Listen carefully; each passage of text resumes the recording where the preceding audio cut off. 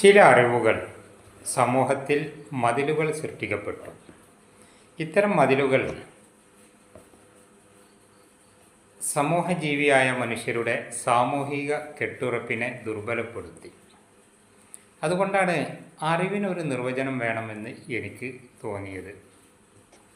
നിർവചനം തേടി മാധ്യമങ്ങളിൽ പരതി നോക്കിയപ്പോൾ വ്യക്തമായൊരു നിർവചനം ലഭ്യമായില്ല.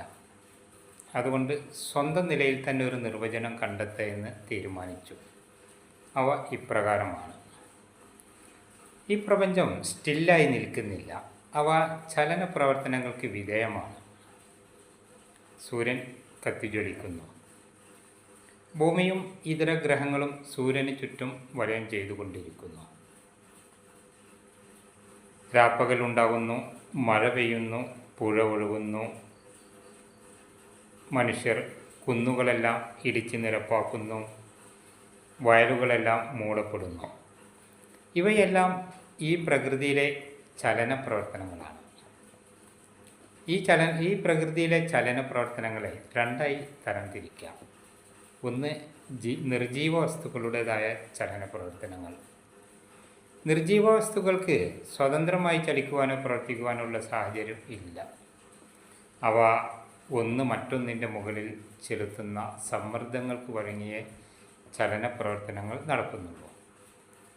മറ്റൊന്ന് ജീവജാലങ്ങളുടെ സ്വതന്ത്രമായ ചലന പ്രവർത്തനങ്ങളാണ്.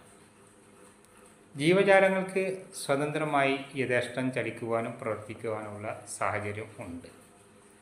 എന്നാൽ ഈ സാഹചര്യം ആന്തരികമായ ചലന പ്രവർത്തനങ്ങൾക്ക് ബാധകം അല്ല.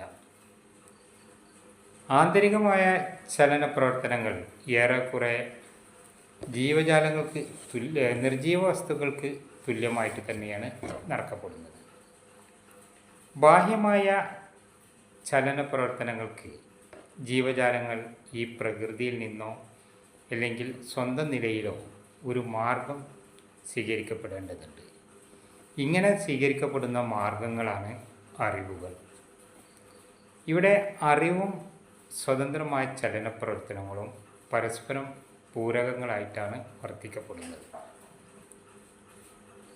ചലനമറ്റ് കിടക്കുന്ന അറിവ് സ്വീകരിക്കപ്പെടാൻ പറ്റാത്തൊരു സാഹചര്യത്തിൽ സ്വതന്ത്രമായ ചലന പ്രവർത്തനങ്ങൾക്ക് സാധ്യമല്ല. സ്വതന്ത്രമായ ചലന പ്രവർത്തനങ്ങൾക്ക് പറ്റാത്ത സാഹചര്യത്തിൽ അറിവ് സ്വീകരിക്കപ്പെടാനും കഴിയില്ല.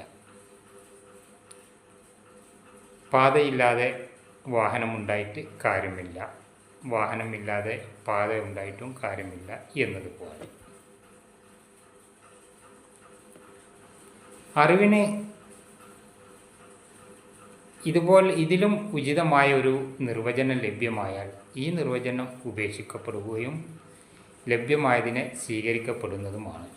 ഇത് ഇത്രത്തോളം വിശദീകരിക്കപ്പെടേണ്ടി വരുന്നത് ഒരു മദ്രസ വിഡ്ഢി എന്ന ഒരു പരിഹാസ്യം കേട്ടതുകൊണ്ടാണ്.